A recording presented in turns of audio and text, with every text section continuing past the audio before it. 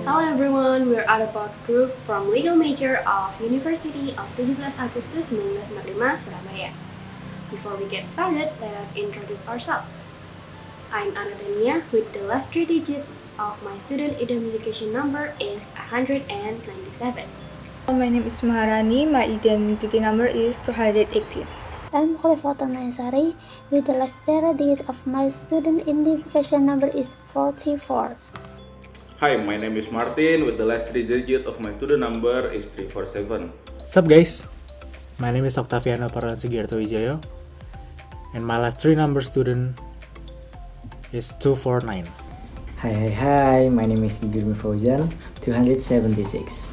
Now, we may not notice that there's many presidents that is, we can say age. For example, Joe Biden in his 80s, Mr. Vladimir Putin in his 70s, the president of Cameroon, Paul Biya, in his 90s. Isn't it incredible? Well, if there's no maximum age limit for someone to become a president, then does that mean we could have a vampire as a president? I mean, they are old, but they can do much thing as if they don't age. It's similar, right? Well, let's go back to the real topic. What that has to do with our subject right now? We're gonna talk about the fact that there's no maximum age limit for someone to become a president or to join the election. Not only in a few countries, but many countries. You guys may wonder, how can that be possible? And why is that happens? Does that really matters? And how can there are so many states that enforce that regulation without any formal mutual agreement between them? We will answer that question one by one. Can that possible? Why is that happens? Well, we gotta talk about this logically. And we guess you know that being a leader of the world country is not an easy thing. For example, they need to prepare some money to register themselves in the next president competition. Not only all about money, of course, they also have to be well educated, mentally mature, or mentally stable. Then they have to be wise. Experience is the best way to teach someone to be wiser. Whether to take a risk, a challenge, or a choice. And since whatever they do will represent their country, so they need to be really wise to take their action. Worst thing possible if they didn't choose their choice, usually is war, hunger, or a downfall. Scary is not it. So yeah, they need some good time to prepare themselves. Or maybe they lost their time because they failed once or twice in the last election. So we limit how many times they could join the election. Then, well, let's move on. Is that really matters? As a legal student, yes. This is our midterm exam video anyway. No, but really, so for us, in our opinion, it matters. Why? In every single contradiction in this world, there must be a positive side and the negative side of things. I would like to talk about the bad side, I suppose, if we don't have a maximum age for president. I think the bad side, the risk is health. Yeah, there's nothing more to add. There is just health because it's really concerning if the president doesn't have age limit. I mean, it definitely affects his or her health because president have a lot of things to do.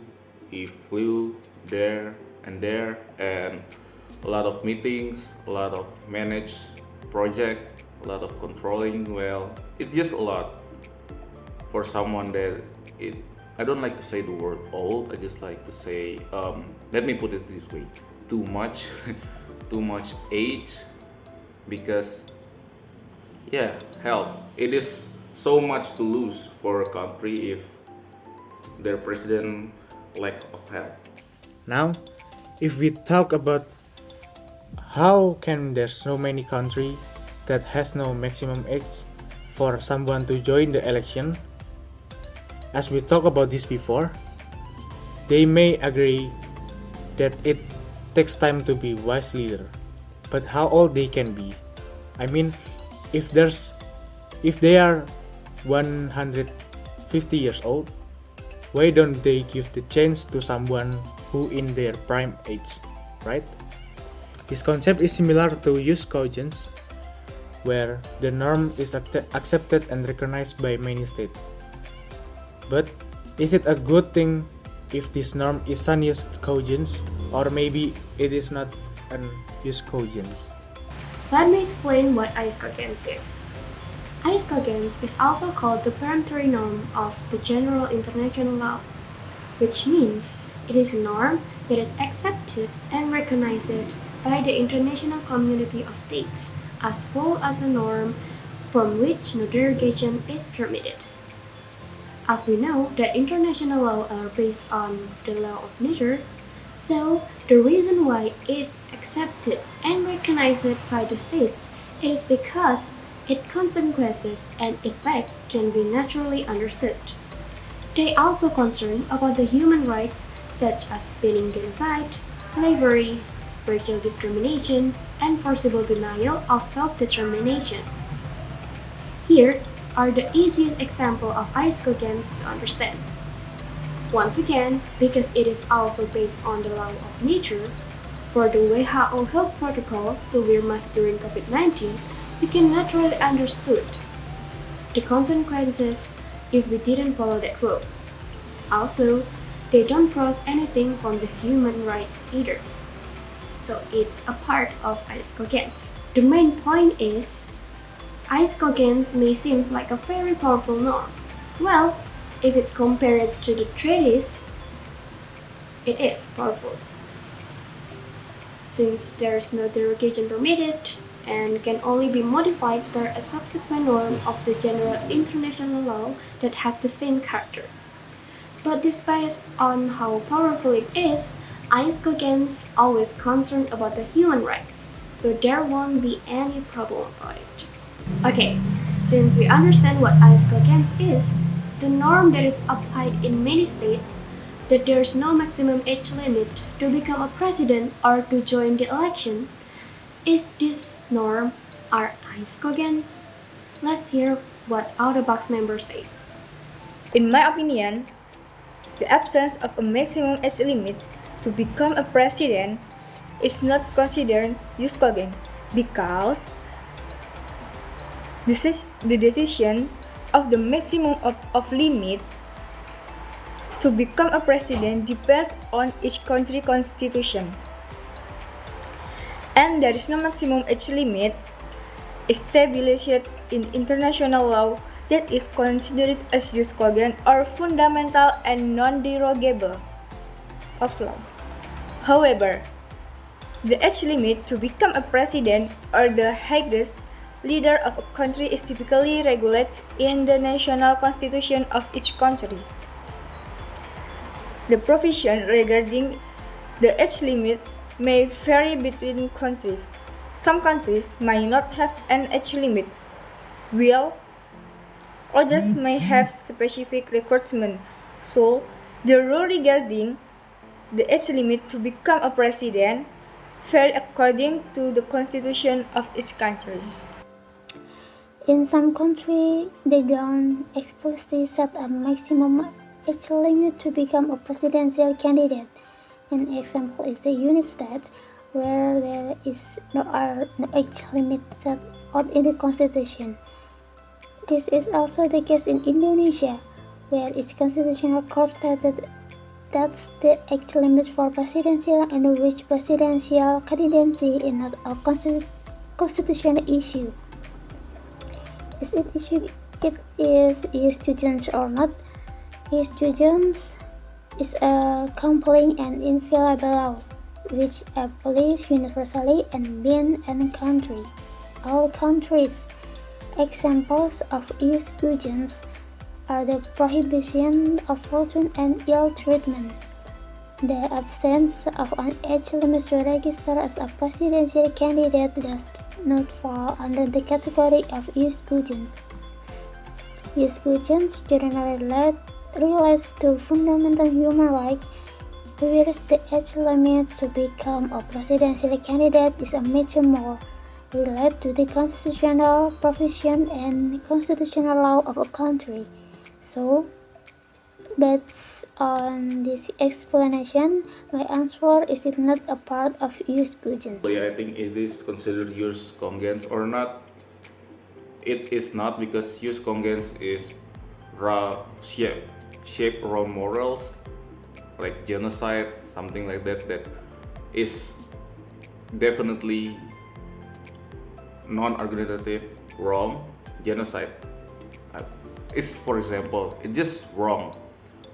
There's a lot of people that say, if you ask anyone in the street, hey, what do you think about genocide, is it good or bad, they will say it's bad. And what is killing people, yeah, it is bad. But in age limit, I suppose it is a concern, nation concern about its future, in the president that way too old to rule a country. So that's me about the bad side, about the risk, and my opinion about it is considered Ius Cogens or not. Then my opinion about this part of Ius Cogens or not, the absence of a maximum age limit for presidential candidates is not considered an Ius Cogens principles.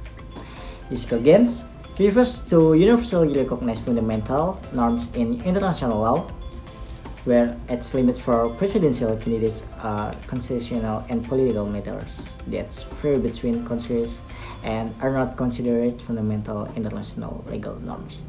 As for me, the unconscious norm of the absence of maximum age limit for president is not in Ius Cogens. The reason is simple.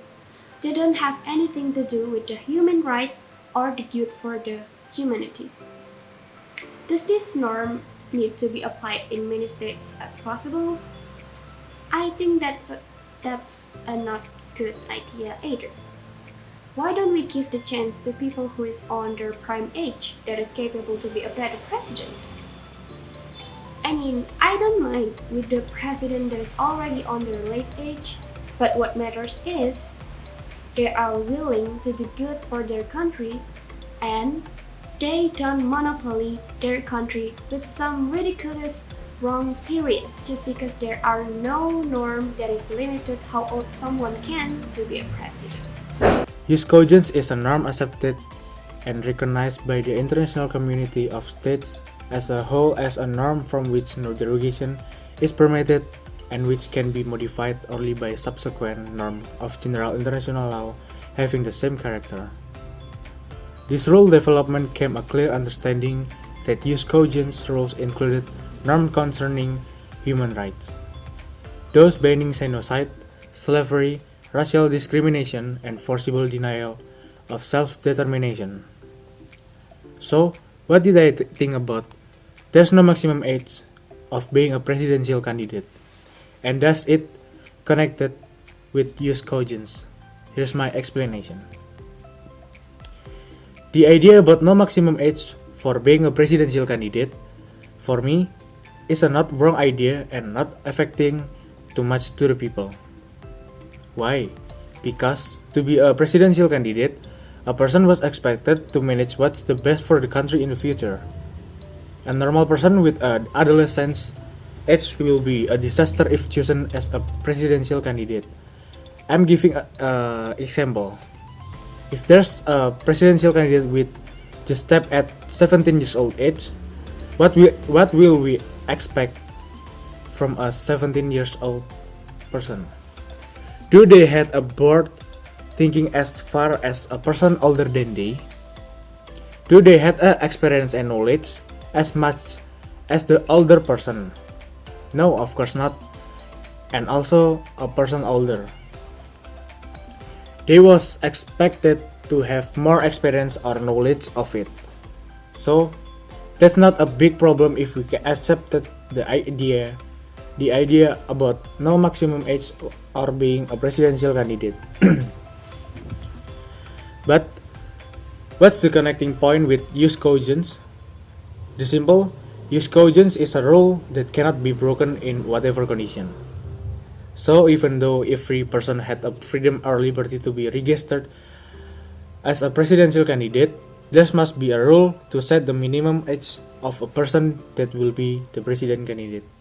So, is this topic include as a Ius Cogens for me?